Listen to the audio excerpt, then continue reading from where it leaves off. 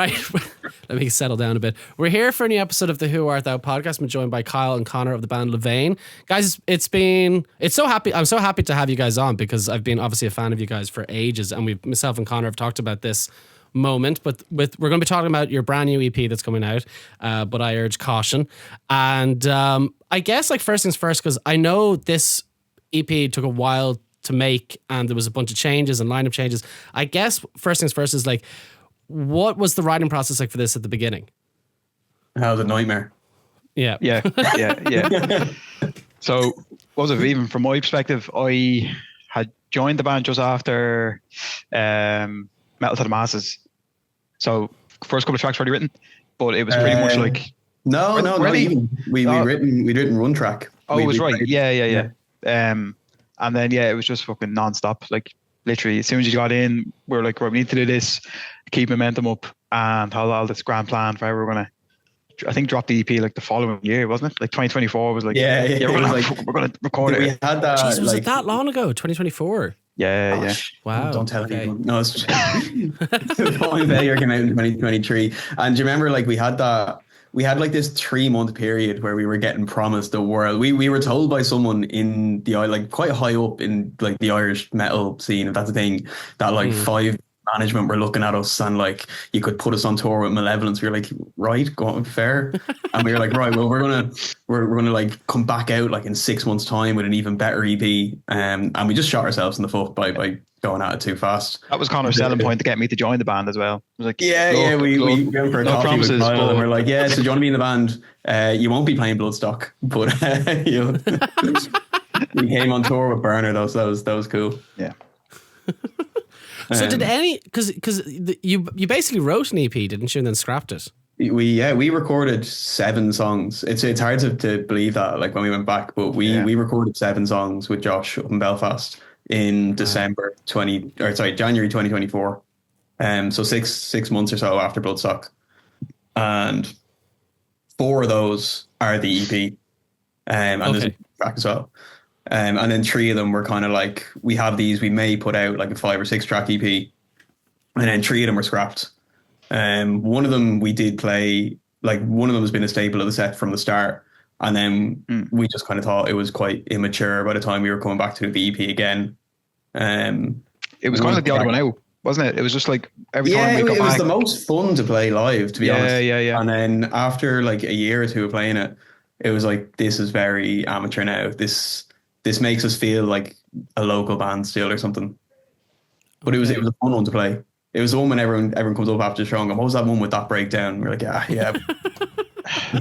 Yeah, it was definitely the most influence leaning track as well, wasn't it? It was one like we're kind of here's the knock loose riff, here's the this riff, here's the that riff, and like I think the breakdown was literally Oblivion's Peak by Knock Loose. Okay.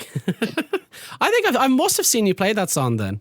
Oh yeah, definitely. Yeah, I must have seen it. Yeah. We played it every show up until like last year.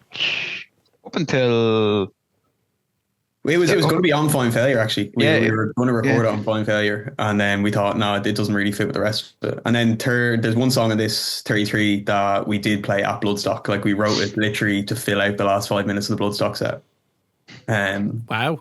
It's just kind of it's come on and on. So we've been sitting on the tunes for a very, very, very long time. And what would you say is the overarching theme for this EP? I think from a lyric perspective, it's just a very it's a very personal EP as most it always is. But for Peter as I always said, he finds it very hard to write about like common themes in like metal music that you don't like. If you see someone go on a feature in a track and they have like their really angry, angsty like section, like Peter finds it really hard to do that, so he has to go really personal, but also in a more, I think if Peter released his lyrics as poetry, it'd be fucking class. So I think for Peter it's a very personal EP, like touches on family relationships, touches on Dublin as a failing city and Ireland as a failing country, just at the hands of the government and things like that, but not in like a typical kind of like fight the world kind of. It's not preachy, way, you know. Yeah, not at all. Yeah, there is a direct diss track to Irish far right media. Yeah, which Yes. I will ask you about because I love that song and I hate who that's about. Yeah. But yeah, I remember because like even in the lead up to it, Connor was telling me about Pete recording Lines, the song about his mum, and how devastating it was. And then when I listened to it, I was like, Jesus Christ, it's very, very emotive, to say the least. Yeah, and he left it all out there. He fucking did it twice. Like when we went and recorded with Josh, I had track bass at the time, and then I left with Pete, come up the next day, and he was in bits, like he was dying sick. I think it's one of the reasons why we didn't really get it over the line with Josh anyway, which obviously turned out to be a bit of a blessing in disguise. I think where we are now with it, we're like, couldn't believe where it's gotten to now. And it wasn't anything against Josh or anything. It was just we weren't in the headspace to actually put out good quality music at the time. Talk to Josh about that. We were at each other's throats for that session. And like looking back now, maybe not you, Kyle. You were quite good, to be honest. I was only 6 months. I was just it was because only in the band. You still testing the water. The rest of us were, in fairness, like, and I think Josh is happy to never see us again. But was it that bad? It wasn't great. Yeah, okay. Look, it wasn't bad. It was just I think none of us knew each other before the band started. Well, myself, Jamie, and our old drummer Lachlan did, and we were in a previous band, and then. It's not like we grew up together. We weren't mates. We all had different tastes. And like the band started with me just asking. I'd lived abroad for a couple of months, and I came back and was like, "Look, do you want to just start a hardcore band?" And I kind of morphed into what it is now. Not exactly hardcore, but it was the three of us, and then we got in my brother Rossa, and we found Pete on Facebook, and there was there was like 25 years or something between the band members in age difference. A lot of different opinions. I hate to say it, like, because I'm myself included in this, like egos and things like that. But we've definitely matured. It's definitely a safer writing space now. But at the time, recording Fine Failure was something else entirely. But recording this one the first time, and to be honest, I don't think the music was mature enough at the time. We didn't know what we wanted in terms of production, because Fine Failure was a very kind of scrappy, thrown together EP. If you recorded each song with a different production style, it could be 5 different bands. And we didn't know what kind of coherence we wanted with this one. So I actually think Pete recorded the vocals for this, or a version of at least one of the songs, 4 times. He did the first one with Josh. We did one in his old studio, in his old job. And I think we did 2 for this one, like the one in his new studio. So he's put up an awful lot into it, but he's rewrote everything as well. Like every track's been rewritten a couple of times now, and not like from different teams. Like he just refine it, and he just fucking left it all out there. Like when he recorded this time around, like and you've heard it already. Like that song 33, that's about his relationship with his mom. Like that's you can hear that comes through. Yeah, so much. It's quite it's a roller coaster of emotion type of song. And I won't, when people say this, like metaphorically, Pete was on his knees recording that. Same as he was with Dunk Me in the Water on Fine Failure. Like when it's that personal, he was down on his knees and like nearly in tears recording that. Well, you can hear it in the song. Like it's something. We'll talk about it later on when we're going through the track listing. What was so like? Obviously, this is self-recorded. Yeah. Did that help? Did that help kind of the synergy of the band a little? Do you think if that you were doing it yourselves?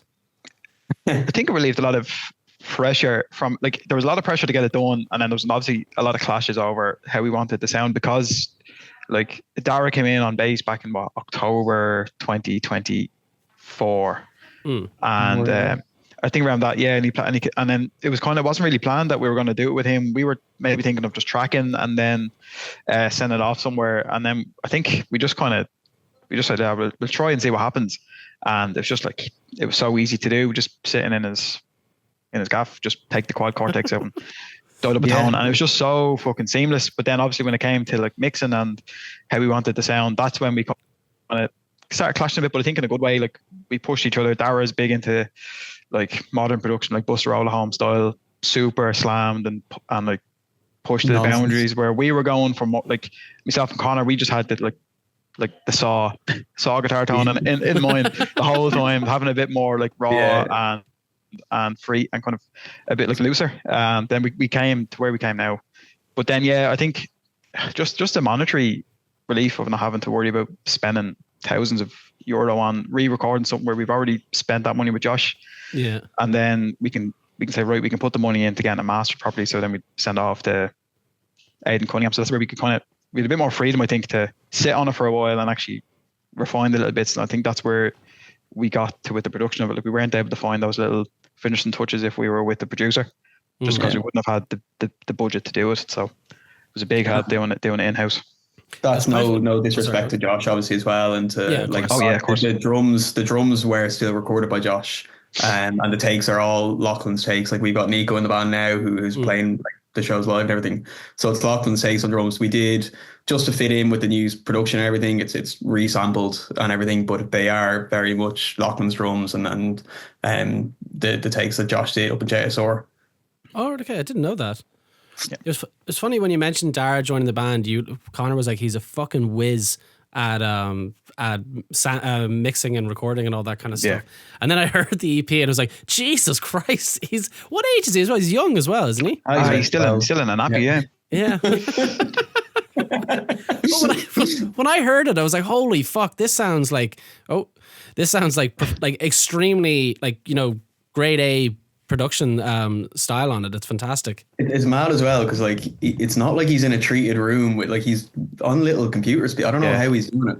Like, and then he's in his conservatory. Like, his conservatory, yeah. You're going over there and, like, his mom's cooking dinner in the next room. I think it was kind of funny. Yeah. But yeah, he's very, very, like, I'm not going to say it to his face, he's a very talented man. A very talented child man. Yeah, but don't ever, like, we'll cut this part of the podcast out. He'll never. Yeah. So we might as well go through the track listing here. So it opens up with this kind of a spoken word section, which definitely sets the tone very quickly about what you're meant to get. I was like, was it always going to have a spoken word section, or was that kind of a later decision? I think that was mostly me pushing Peter to constantly do it. When I heard the lyrics to the single that's coming out, Puncture Wounds, I was like, Peter, like, when I read the lyrics, I was like, Peter, please, like, can you do something at the end of this? Like, these lyrics have to be heard because, like, they're just too fucking good. Like, they're just different. And I said it to him when we were with Josh, like, do you want to do that? And then I think after a while, when we thought we were going to be scrapping it, and we said, oh, we'll do it again. I was like, oh, will we get, like, we asked fucking Craig from Model Course to come in and read over or something. And then Peter was like, no, I'll do it. And then when we got back to re-recording it, then I pushed it again. And I think that's where the title track came from then. It was Conor's electronic know-how, like, getting the track ready, and then it just fits so well. Yeah, it went through a couple of iterations. No, it went through a couple of iterations. Like, it was originally, I can't remember what he was thinking, because we all went through we're all obsessed with Idle Discourse, and I'm not going to say it's ripped off, but I don't think we'd have had the motivation to do something like that if we hadn't heard Idle Discourse doing, like, it's very, very brave what they did, being in that band. Especially that Whelan show with Jet Fuel Chemistry. Do you remember just how that opened up? When Craig came and did that spoken word thing. I think we all looked at each other during that and we're like, can we steal this? Yeah. And then Pete's really into, like, we're all really into, like, For Those I Love. Pete was really into Shakalak. And any like spoken word bits, even like, you know, when we hear there's little snippets in, like, what Burner do, where Harry will just speak for a little bit, and it can be, if you don't nail it can be cringe. Yeah, it's really, like, there's some bands that I love that have spoken word sections, and you're kind of going, oh, lads, you should have rewrote that. But this one's very good. It sets the tone quite nicely. But then it goes straight into, because when you listen to the track listing, it goes straight into Gripped, which is just such a punishingly heavy song. That was Kyle's kind of getting into the band. First riff I wrote for the band. Yeah, it was Gripped. Oh, really? So that's fucking 3 years old at this stage now. It's just been, and that had a couple of iterations as well, actually. So that was a different track completely when it was first written, and then when we got into the room to kind of dissect it with Conor and Lachlan, it kind of became the track it is now. And then obviously Pete just comes in and was like, this is what it's going to be. And as soon as he put true lyrics over it, then to be honest with you, I don't think we knew the lyrics of it until about 6 months ago.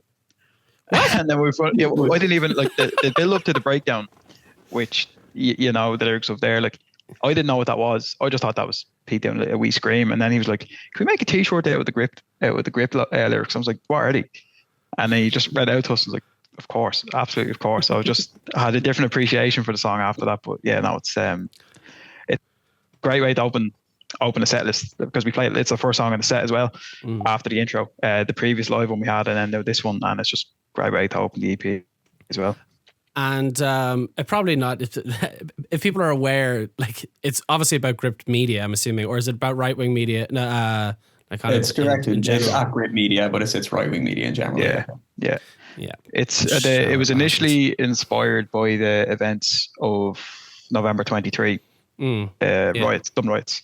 So it was an interesting one as well because I had a child. Well, I didn't have a child. My wife had a child. Through the week before that happened, and I was in Dublin the morning of the riots in the Rotunda Hospital, bringing like I had an appointment, and I remember just the anger like after because I just pictured myself being in that fucking situation and just so mindless, stupid, fucking carry on like. And then Peter straight away just had lyrics ready for it. It was a fucking. I remember I was in town the day of and walking through town the next morning. It was shocking, to say the least. It was really, really, it was quite scary see people getting updates on going like this is happening right next to me and all. And obviously it was spread, if people aren't aware, that most of the anger came from a Gripped article where they falsely accused somebody, wasn't it? Yeah. Well, actually, I can't say for certain. I'm not sure, but I'm pretty sure they falsely accused somebody, like a foreigner that was who committed the crime. Anyway, most of the blame could be put. Most of the anger came from them that morning, anyway, and that evening. And I don't know if you noticed so there's a bit just before the breakdown, before that big sub drop. That's a crowd noise. So that's sampled from a video of the riots. Oh right, okay. So it kind of builds up into that. Yeah, and it's more of I think the track itself, obviously, it's inspired by the Dublin riots, and then it's a fuck you that right wing media as well. But it's just a general kind of like fuck you to just the way that the country has gone, like in terms of like the immigration and just the rise of racism in Ireland as well. So it's a kind of dig at everyone, but not just this particular event. So it's more or less the same as your hate is not ours. Yeah. Your hate part 2. Yeah. It was one of those moments though where, because like I'm the only Irish person in the office that I work in besides the CEO, but it was very strange coming in where they were kind of like, I didn't realize Ireland was this much of a racist country. I was like, I didn't either. It's not something that I would have. If you had told me that was going to happen like 5 years before it happened, I'd be like, I don't believe it. I don't. Yeah, it's quick. The degeneracy, how quickly it's kind of gone is insane. Mm-hmm. But and it's a credit as well to like the we're not like, well, I'll say this, Kyle, we're not a DHC band, we're not really part of that scene, but that scene has remained very, very like anti-racist, anti-fascist. Like the benefit gigs for one of the lads getting like who's going to get deported last year. I think you were at that with me, Bar. I'm not sure. Which one was that? Was that in the Grand Social? Yeah, it was. I was at that. No, sorry, it was in Mono's. No, I've actually never been to Mono's. Believe it or not. Oh no, well, never you won't be now. It's getting redone up now. But yeah, no, that like there's pockets of the metal scene that aren't great, but the DHC has really, really like kind of stood strong. Yeah, they were always. I remember them doing the Palestine. Efforts as well, and the fucking it's cool that it's a community that really does actually go to all the shows as well. Like all those shows are packed every single time. Yeah, that Killing Me Softly show there last week was one of the most like jammed shows I've ever seen, and just insane. I think you said it was the rowdiest gig you've ever been to. In that I haven't been to. Well, no, I've been to a fair amount of Dublin hardcore shows, but I don't know if it was a newer crowd. I definitely saw a load of newer faces and younger faces, maybe some more kind of green people to the scene. And I think there were a lot of people there with something to prove, and a lot of people there who were trying to stop them proving themselves. So there was a couple of classes. But it was savage. Every single band, like Bitter Pill, Never Disappoint. I've been wanting to see Killing Me Softly for a while. So yeah, it was fantastic. We should probably actually start talking. We should keep talking about the EP. Yeah, sorry. We can talk about all these other great bands afterwards. Yeah, the next song on the next song in the lineup is Fighting Ghosts, which is actually my personal favorite song on the album, on the EP. I was wondering, where did this song come from? It came from your man from Die Art is Murder coming out as a dickhead. yeah. No, it was so. The way Fine Failure was written was always myself and our old guitarist Jamie, just in Jamie's spare room in his apartment in front of Ableton, kind of jamming riffs and sticking stuff together. And this is the only song on the EP that was that. So it was just before we stopped kind of doing it that way. And I just, because Jamie kind of lives near enough to me, I just head down to him, get in there and just put whatever riffs we have on the table, put them together. Which is quite, very telling because our songs don't exactly have choruses or anything like that, as they do a little bit. But yeah, we just kind of plaster some riffs together and then record that. So this one was, we wanted a riff that was very much like beat down hardcore. It kind of morphed into something a little bit different, but that like very much in line with what we were listening to at the time. And then kind of follows that line with the breakdown. It's very simple and groovy and throwing around a couple of ideas with bands we were into at the time. What was the working title? CJ Did Nothing Wrong. So yeah, it was CJ Misunderstood. Oh, it's misunderstood, yeah. Or Justice for CJ. CJ, is he the Die Artist Murder guy, is he? Yeah. For the record, we are not on his side in that debate. But he's a massive transphobe, isn't it? Isn't that what he's kind of guilty? Yeah. He's kicked out now, though, isn't he? He's not in the band anymore. Yeah, it was that week. He was sacked immediately. Was he a real estate agent now or something? What? Yeah. Is he? I don't know. I need to look that up. I think he's a real estate agent. Yeah. I remember watching a video of him. He was doing something for Impericon, I think, or whatever. But they were asking him questions about metal bands, and he just was like, I don't actually listen to metal. I hate it. I just listen to hip hop. And I was just like, could you not name at least one fucking band? Like, why do you have to be so difficult? Anyway. Who's supporting you on tour? Just name them. Like, yeah. The next song then is 33, which, as we've mentioned before, like, what was it like being in the room recording that song with Pete? Yeah, just emotional. I knew it was going to be the emotional one on the record, and the way he were like Fine Failure again, he did that that was a one take. He just went into the booth and did it all in one take, and this one was obviously a little bit more time, but I hadn't seen that level of passion in him since recording Fine Failure. So by the end of that day, I don't know if 33 just took us the full 3 hours or whatever we were in the studio that day for, but it was fairly raw. 3 hours. I mean, it took us because we recorded the vocals in Pete's studio. Oh, sorry, just the vocals. Yeah, sorry. So I was like, you did the whole song in 3 hours. I was like, no. I know the song took about 2 weeks. 2 years, as you know. Yeah.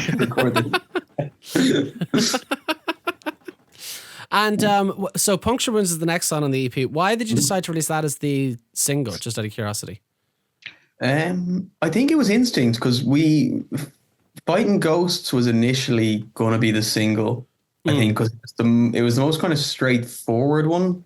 And then we all came over to mine a few months ago, and we were just listening through, and just straight away we were like, yeah, no, that's the single. That's the one that jumps out immediately.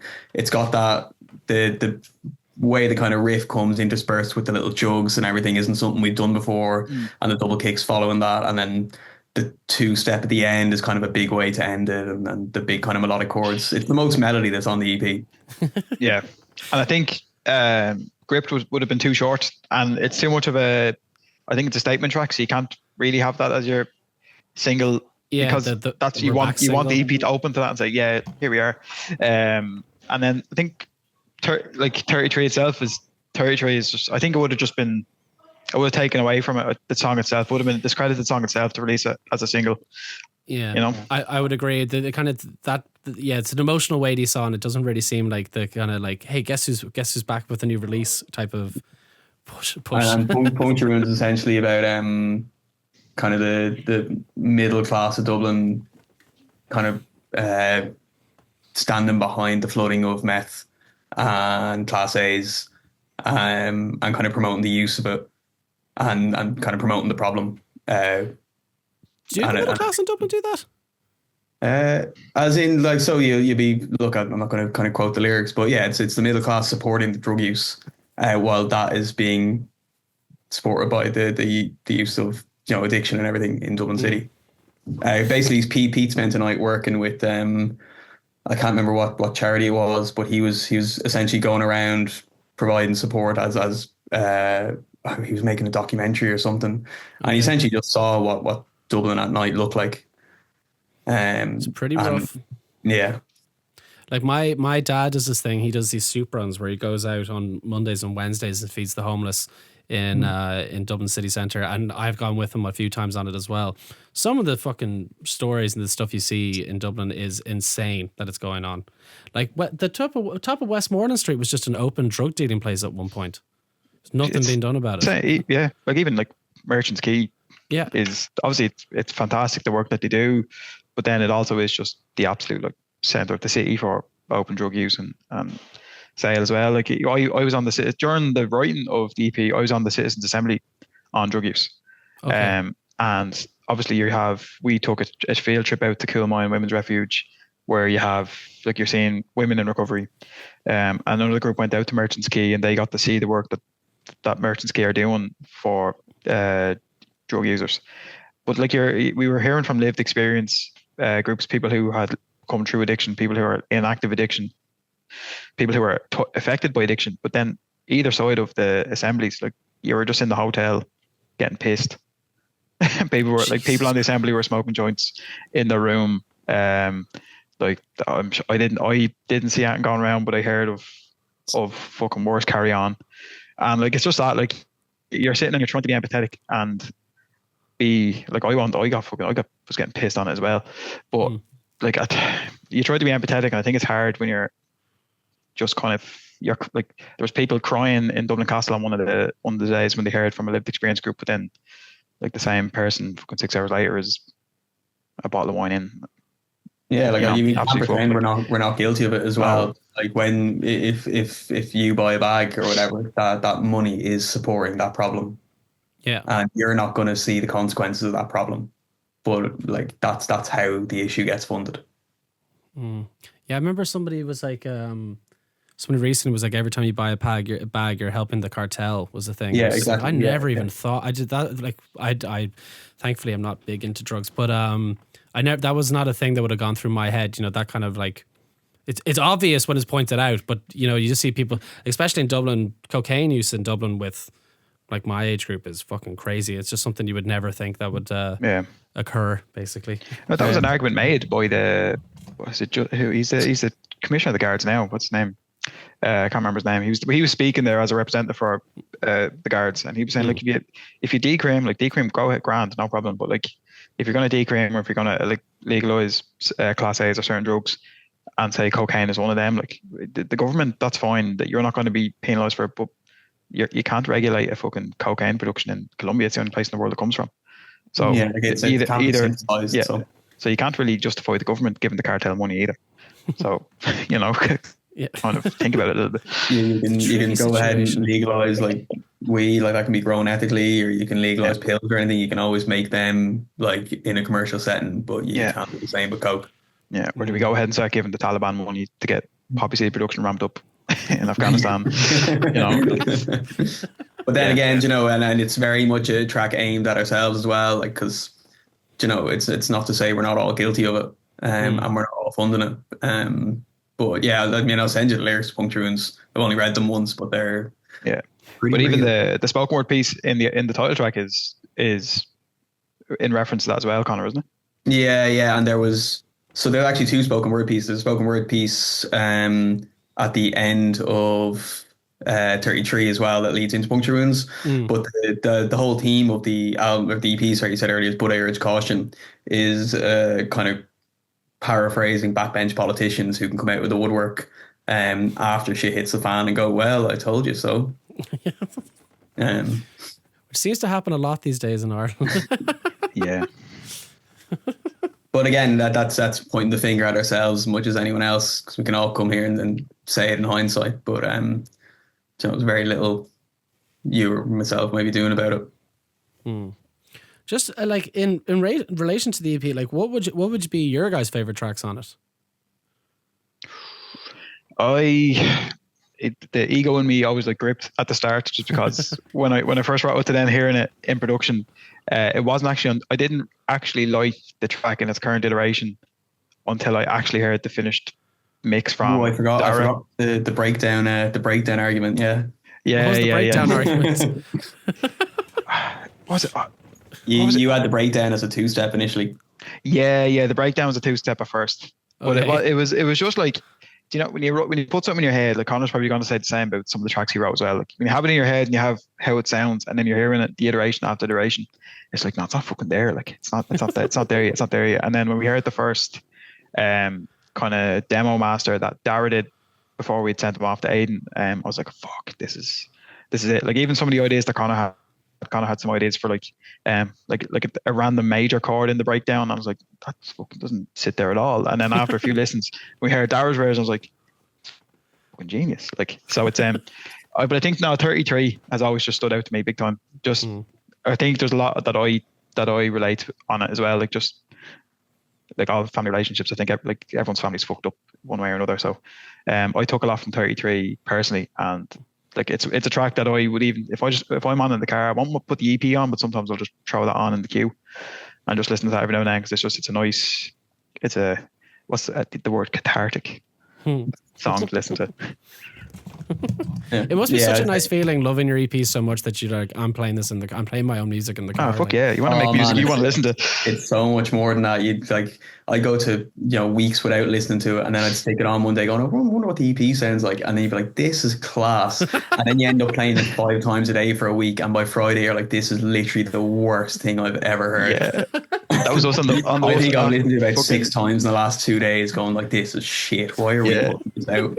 I was after tour, me and you driving from fucking Sheffield to Holyhead. We're like, let's listen to the fucking, and these were like the Josh mixes, which were grand, but they weren't like finished all. I think there was no lyrics on half of them either. I'm like, this is actually good after a week of playing it live and butchering it half the time as well. So it was nice to hear it. Occasionally one of us will just text into the group chat going, lads, I just heard the EP there. It's all right, isn't it? Like it's people are gonna like this, aren't they?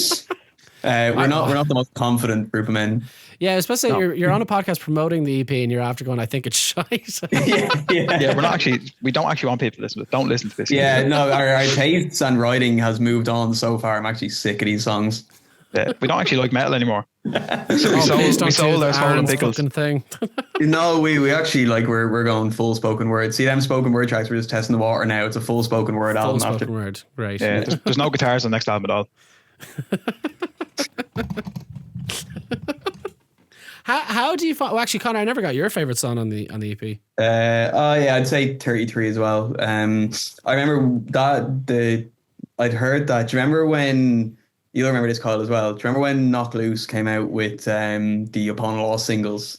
Yes. And we all just had this massive writing horn, and we all went back and like, and we were like, this just makes me want to write tunes. And because there's some cool, like I was listening to other stuff as well, some like more doomy stuff and death metal stuff, and like there's a run in the run before the chorus in 33 where it ascends up the diminished idea, and like one guitar goes up three measures of the diminished scale. I can't remember, my words are gone now, but one guitar goes up, and then there's essentially a 3-way harmony going on between the bass, the first guitar, and the second guitar, and it happens 3 times before you hit the chorus, and then the chorus kind of starts with that 2 sections of the chorus are half time, and then 1 section is full time, which is actually taken from Aha, believe it or not. Aha as in Take On Me. Yeah. So you know that chorus, that's the first time I heard that idea where you'll do like a 4-part chorus, and you do the first two kind of turnarounds are full time or half time. The third one is full time or half time, and then you go back to the original idea afterwards. I get very nerdy about these kind of narrative ideas. You can tell he knows theory and I don't. Yeah. Okay. I hear what the idea is. I'm like, well, I'm gonna learn that now, and I have this. Yeah. I don't know, Connor, if I ever told you the story of Aha when I was watching Take On Me, the music video, and my dad goes, awful shame what happened to that lad. And I was just like, the singer for Aha? And he goes, yeah. And I was like, what? He goes, he shot himself with a shotgun. I was like, what? And so every time I heard that song, I was like, that's such a depressing, sad thing for such a happy song. And then I was watching Live 8 and like Live 8, the sequel to Live 8. Yeah. And Aha were playing. I was like, that guy looks suspiciously like the original singer for Aha.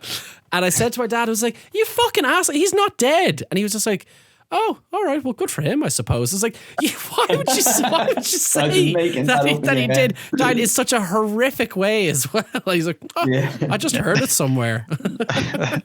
Proudly spreading misinformation. Boomers really do believe everything they read online. Yeah. Who did that? Who did that? Was it Rick Astley did that really sad cover? I know it's a really sad song. Lyrically, it is a very depressing song, isn't it? Take On Me. Is it? I think so. Was it Rick Astley did I think Rick Astley did a cover of it, and it's like, it's heartbreaking. It's a really heartbreaking take. Oh, right, okay. Yeah, Rick Astley's another one where like that guy completely changed his career but he just basically started doing Bond songs. I was like, oh, Rick Astley actually makes amazing music. And that comeback he had like last year, where he's in Glastonbury. That's what I'm talking about. Yeah, he was on Grey Lord and everything, and he like a whole new look. He wrote really, really cool songs, like really good songs. He famously lost his his jacket, the famous jacket that he wore in that music video in Belfast. All right. A fun fact of the day. Chucked it into the audience and never got it back. Just sailed away. But guys, how does it feel? What's it like now in terms of promoting an EP as a band? Expensive. Yeah. Yeah. The first time, I think you get a free pass when you're putting out your first bit of music, in that you don't know how to do it. And unless you've been in a band before, but this is all our first band it's my first band that got past 3 shows. And I think most people, like Pete was in a few bands, but none of us ever got to the stage where we were actually putting out like. That was before we were born as well. Yeah. So I think, when we were putting out Fine Failure, because you already have, we anyway had a little bit of hype about us, because of the few Metal Disaster shows, and everyone was kind of waiting for the Fine Failure EP. So no matter what we did, it was going to do well, and we weren't prepared to go and put money behind PR or anything like that. So we put it out, and it was cool because the scrappiness of it and the DIY nature would suit the aesthetic. But because we're old news now, we actually have to go and do it properly. So yeah, we have we don't have a publicist now, but we're working with a PR company just for advertising. And that's not cheap, but just following what they do.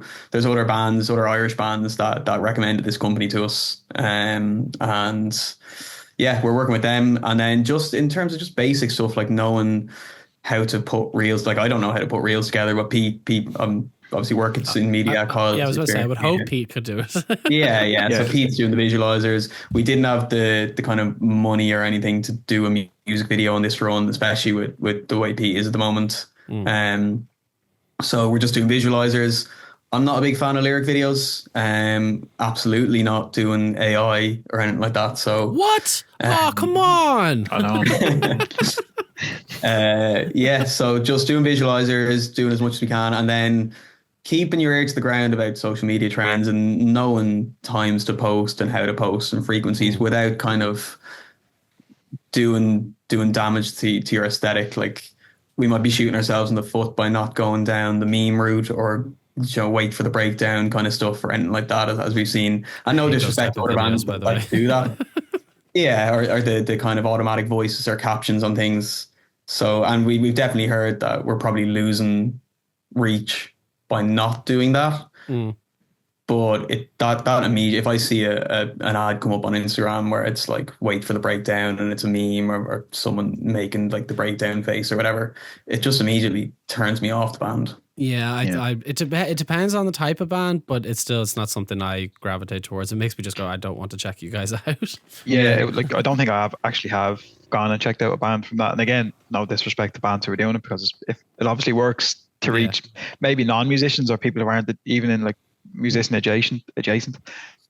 Because like that's probably how my sister sends me bands all the time. Is they'll pop up on Instagram and it's a little meme breakdown or something. But no, like most like if I find new bands, I'm pretty much just what was it, Spotify radio, whatever the DJ recommends or something. If we're from scrolling through, like I'll go and listen to like mixed reviews on mixed reviews on YouTube of like small time producers who are doing reviews just to like for like mixing tips. And I don't even mix, but it's a nice way for me to find a real small. Like smaller independent bands. That's kind of how I find myself. I think it's more organic because it's an actual band who's looking to improve, and that's why they're getting the advice and getting on these videos. Yeah, it's probably the more professional answer to that as well. Is the like what a lot of bands don't realize is you do actually have to run a press campaign, even if it's DIY or you're paying a company to do it. So like we do have a mailing list of people in the industry. We have got like, the amount of bands that don't know what an EPK is or don't know what a press release is. And not that, chances are we're not going to get answers from anyone, but like you've seen our EPK, we've sent it out to you as press or anyone else as press. And some people might come back, even like if it's local podcast, local radio, whatever, or anything like that. So just to send that out, and just so that even next time, if you get a little bit more of a following, next time someone hears of you, they know that's that band that at least knows how to put a press release together, or at least knows what a PR company is. So like I think that there is a responsibility on the artist to know like what putting a team together is, whether that's booking agents, PR, or anything like that. And not that we're even close to getting a decent booking agent or decent management or anything like that, but you do have to kind of step back and learn how this works, because it is kind of insane to think that people think they're going to be the next Metallica, but they don't know what a booking agent is. Yeah, that was us 2 years ago. That was us 2 years ago. Yeah. It's good as well. Now, with Peter being involved in media the way he is like he's in the know a lot with like especially with social media trends. So like he might text us into the group and be like, lads, just here's a good time to post this. It's going to post that. And then Conor's obviously quite involved in like it just in kind of band management side of things as well. So the two of them are kind of doing a lot of heavy lifting around that. But it's just nice that we're a bit self-sufficient as well. Like the one thing I would recommend to any band is to learn how to do things yourself. Like as much as you can. It just gives you so much freedom, especially now that we can afford to pay for like a PR camp, like pay like a promoter and stuff like that. And so yeah, do as much as you can yourself, and it'll only serve you well as well. It always astonishes me, like bands that are established that don't have EPKs, because obviously I'd ask for an EPK for the podcast, and when they don't have them, I was like, guys, you really should have that. Like it's maybe I don't know. Like we could be talking as a band that is trying to look a bit more professional. I don't know if there's a more like hardcore DIY aesthetic that would completely say no to that.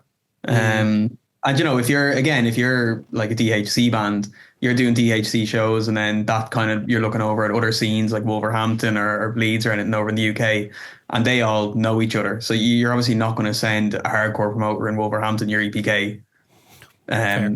So that there is a difference there. Yeah. But we're trying to get on other shows and all that. So we do have that. Well, who made the artwork, by the way, for the EP? Did you? Jesus. Yeah, that's done. my undergrad is design. I think same as you, isn't it? Sorry. Yeah, Connor told me this. Yeah. I work as a graphic designer as well. Yeah. Yeah, I don't. Okay. So, but I could not find a job for the life of me in the industry, so it's nice to be able to put the qualification to use some way. No, but the artwork, yeah, I think it would that's been done for ages. Has it? Okay. Yeah. Yeah, and this artwork, I think it was kind of like a rough concept that I sent in to the lads before we were even like deciding on artwork. I was just sitting up one night. I was like, I'm just going to start making concepts here, and I think it was around. It wasn't too long after the UK tour in 2024 where I was just started doing loads and loads of mock-ups, and this one kind of stuck with me a little bit, and I showed it to Conor, and he was like, yeah, I like that. And then I said to the lads, and then they were like, yeah, we like that. And then nothing was said after for ages. And then I think when we sat in Connor's house there last year, we're like deciding on things. I was like, lads, what do you think of this? And it was all as if Connor had remembered it, but it was like Peter and stuff. They hadn't seen it before. I'm like, where the fuck would that come from? Like, where did this come from? You'd swear the lads weren't in this band 2 years ago. Like, yeah. well, half the band wasn't, to be honest. But yeah. But yes, that's it. Yeah, I think you know what it was. I think we'd settled on that kind of pink and white thing a good while ago. We were our original aesthetic was that like spiky metally thing, which to be honest, none of us are really into. I'm into other bands, Peter called it. The ghoul aesthetic. Yeah. I know what you mean. The hardcore thing, and like we're not going out in corpse paint. We're not really all going out dressed in black anymore, and we're not that kind of band. Want to be a bit more bright and a bit more colourful. Should people like a football jersey on stage? yeah, it does. Yeah. So it was kind of, you wanted to step away from that, like the identity that had been kind of set up for ourselves, head of metal to the masses, and like the artwork for Fine Fairly was fucking deadly. Oh yeah. It was Lachlan's friend Patrick did that for us, and it was class. And it's, to be fair, like I think we've done 3 runs of those t-shirts and they still sell out. So people are still looking for them. I have one. So that, yeah, I have one. I've tipped 2 of them. Another one, we're fucking giving them away at this point. Yeah, big Bandcamp sale coming up. The first 2 runs sold out so quickly, and now I've just got a box of the 3rd one. That's because we got 100 of them for the UK tour, thinking that we're gonna sell like 20 t-shirts a night here. Till you end up playing to a basement in Bournemouth to 2 people, and you're like, do you want to buy 17 t-shirts? And one of them's the sound engineer, yeah.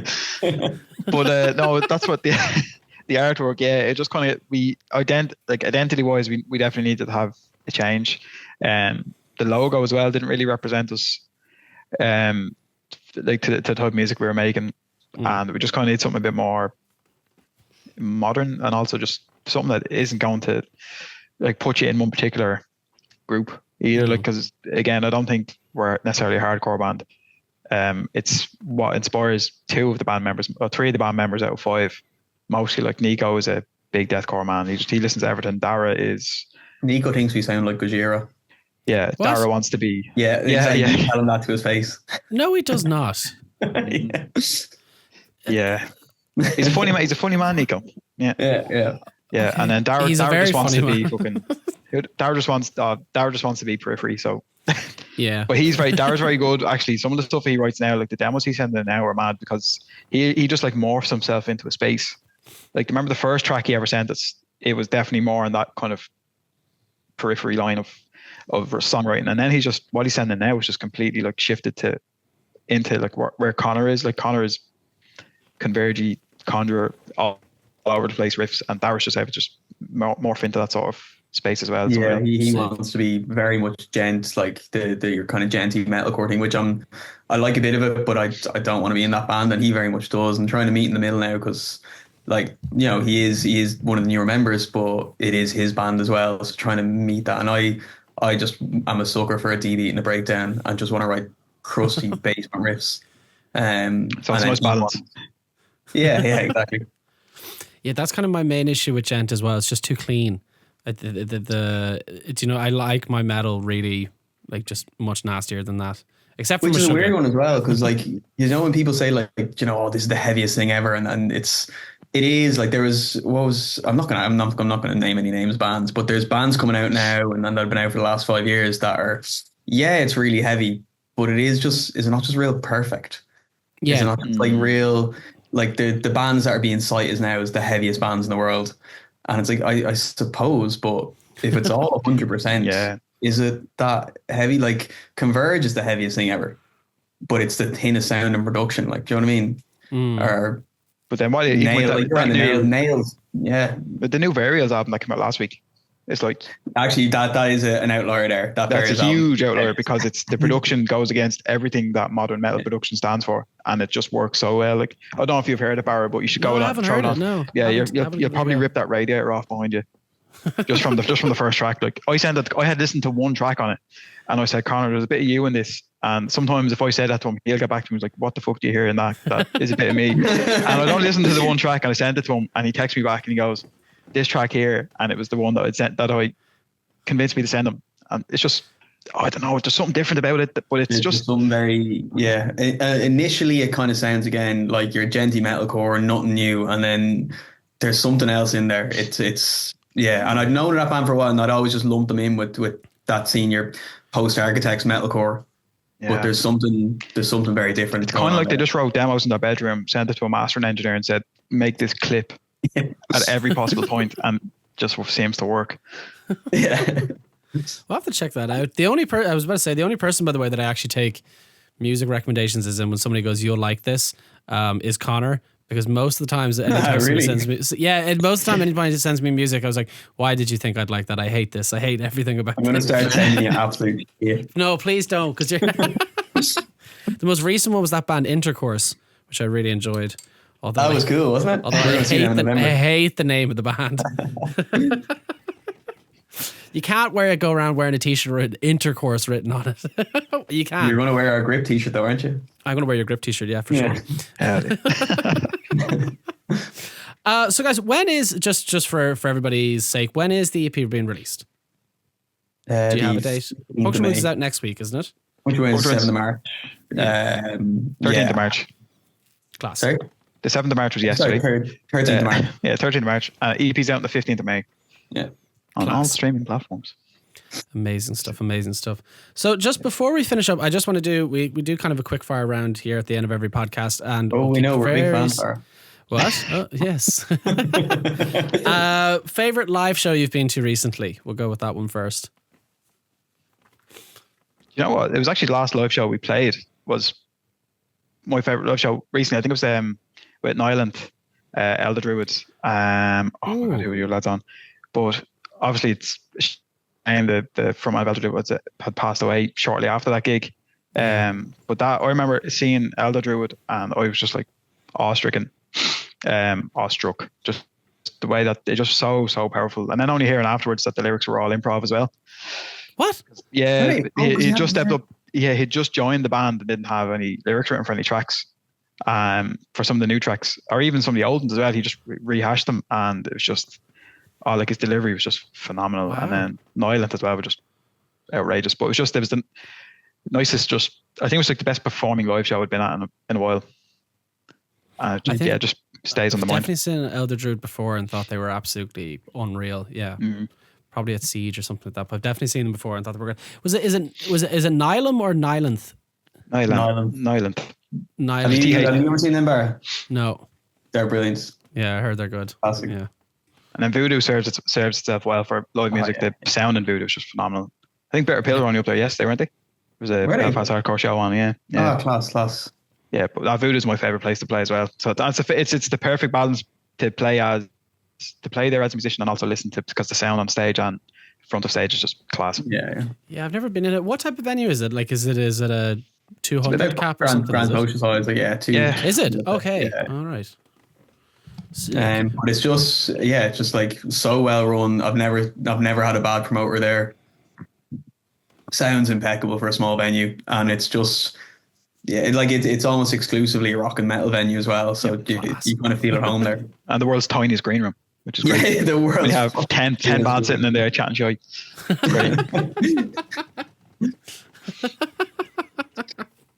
Gets messy very quickly. Conor, what was your favorite live show you've been to recently? We've actually talked about it on the podcast previously, but Overhead the Albatross. Yeah. To get a room of however many metalheads, 2000. like in tears at 11 in the morning or whatever time it was. Yeah. I remember turning to Owen and I was like, Jesus Christ, that fucking got me towards the end. Yeah. And with most of the songs being instrumentals as well. Yeah, except for that last one. I can't remember the name of that song, but the way they finish it up with the lyrics in the back and then putting up the picture of Paul from the Damnation team. Fantastic. No, it was lovely. Really, sorry, not really Paul. good. I can't remember his name. Yeah. We'll cut it in later. Yeah, sorry. Current go-to music that you're listening to? Instagram got me big into Crowbar recently. All the Crowbar. Oh, really? Okay. So I showing up, and I never gave them too much of a chance when I was growing up. But no, I'm listening to an awful lot of Crowbar now. Doesn't serve itself well to come out on a run because they're so slow and sludgy. But no, yeah, a lot of crowbar, but it's just going into a lot of kind of like, it's put me back into a lot of doom, a lot of sludge. But then it's nice to come back to modern stuff. The crowbar's just so heavy. Do you know what I saw them? The first time I saw them, which is crazy because they play Dublin all the time, was they're opening for Napalm Death, and they actually sped up all their songs. Because I was just a Crowbar and Napalm Death and Full of Hell. Like that's a really weird lineup. And then when I saw them, all the songs are much, much, much tighter. There's not really that big, long kind of, which I was very surprised of. They're unreal as well. But I was also very surprised at how short your man Kurt is. Well, the memes are true, in fairness. Like he's tiny. Yeah, no, they're unbelievable though. Just sick band. Really force. Sick band. Connor, for yourself? I these days I literally just flip flop between electronic music and metal. I think last week it was electronic. This week's been metal. And like right now, today, I've just been listening to, I'm back on a just crusty DB kind of hardcore stuff. Like, but do you know a band called Black Breath? Yeah. They're unreal. Them. Do you know the Converge drummers, other band, All Pigs Must Die? Yeah, I've listened to them before, yeah.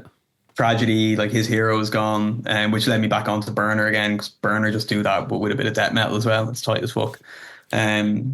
So yeah, I'll just anything, and then added bonus if it's got a HM2 pedal on it. So chainsaw, crusty, anything that goes like DB blast beat, where the DB is your rest. I'm a sucker for that stuff. Just nasty music. All Pigs Must Die are such a good band. Yeah, man. I didn't know the drummer for Converge is in that band. Yeah, that's his other band. Oh, right, okay, interesting. Do you ever listen to that band Umbra Vitae? No. It's Jacob Bannon's other band. So it's all the guys. You know Where Your Wounds. That kind of. Do you know that band? No. It's Jacob Bannon's other band, but Where Your Wounds is like, it's not that heavy. It's like doomy kind of. It's very melodic and a lot of music is quite beautiful. But basically, they were getting. They would practice for Where Their Wounds. They would practice making extremely heavy music just before they went into doing the slower stuff. So basically all the heavy music, they made it into a band called Umbra Vitae, and it is one of the nastiest albums I've ever listened to. Highly recommend checking it out. Yeah, I'll send it to you. Yeah, it's Jacob Bannon, and there's one other, I think Kurt might be in the band as well from Converge. But it's very, very good. But then I guess next question is, because you have a release coming up, what is your favorite up and coming release that's not your own? If you can think of any. Is there any band that you're looking forward to release an album soon or single soon? Looking forward to the new Scratch album. Oh yeah, actually, yeah. Since Gary came into the band, I don't know. They've just gone like metal again, like not metal again, but just a lot of like, just callbacks to maybe the Red Enemy days with some of the riffs and the tracks. There's a fucking breakdown on that song with your man from Dropkick Murphys, which I wasn't surprised. I wasn't expecting at all. Those two singles are class. Now, I don't know if it's going to be a full on kind of heavy album, because I do love when the scratch goes slow. Yeah, but I think Shoes off the last album had me fucking tears the first time I heard that one. Like, yeah, but they had Blackguard was pretty goddamn heavy. Yeah, off the last album. So yeah, it's funny. I've seen, there's a friend of mine who's like, this is the most generic metal going. I was just like, no, it's not. Okay. Did you see? I saw them in the Button Factory, and they closed the show by just looping the Harvester of Sorrow riff for about 5 minutes. And you can see like most of the crowd didn't know what they thought it was just a scratch riff. You're like, oh my god, they're playing Sorrow. Yeah, it's just class, like what they're at. So like it's what was it? What was the first single that they released off this? Pull Like a Dog. Pull Like a Dog, yeah. Yeah, I was in India when that first came out. I was over with the in-laws and just walking down. I was literally walking through the middle of Mumbai, just on a little walk, and I was listening to Pull Like a Dog, and I was fucking like, this is fucking class. But obviously you can't move anywhere because you can't move in Mumbai. So, but it's just unreal. Just hearing fucking double bass. I don't even think it is double bass, but hearing what sounds like double bass on it on a fucking acoustic guitar track is class. The show that they did in Whelan's the other night apparently was amazing as well. Oh yeah, yeah, the part of the Jameson music thing. No, I couldn't go. Funny. Some stupid gig in Chennai. Yeah.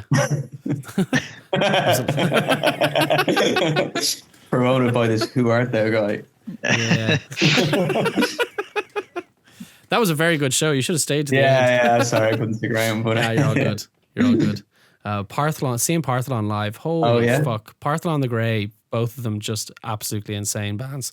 Insane bands. Obviously, I've seen Gunnar before, but never seen the other two, and just fucking hell. Also, I've never heard music that loud in Sinead before.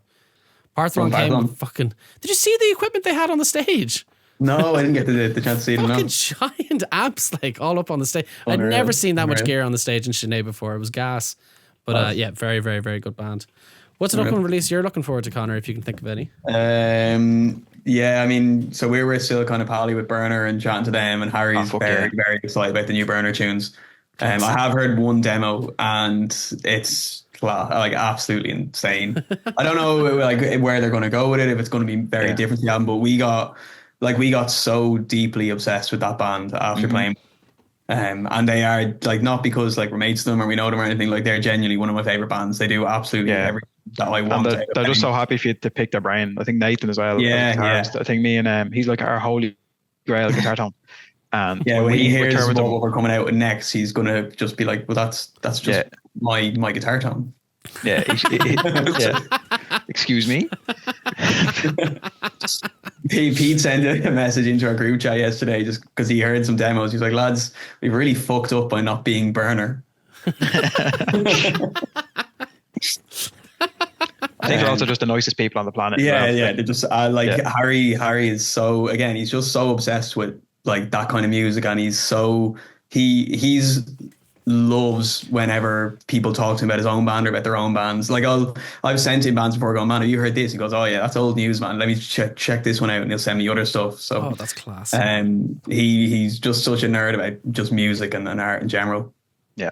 Love hearing that when an established band are actually dead on as well. Yeah.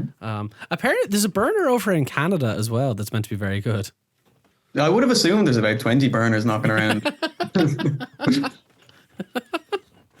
Well, that's all the questions I have for you tonight, because we have been going for an hour. But just to reiterate, the EP is out on the 15th of May, did you say? Yep.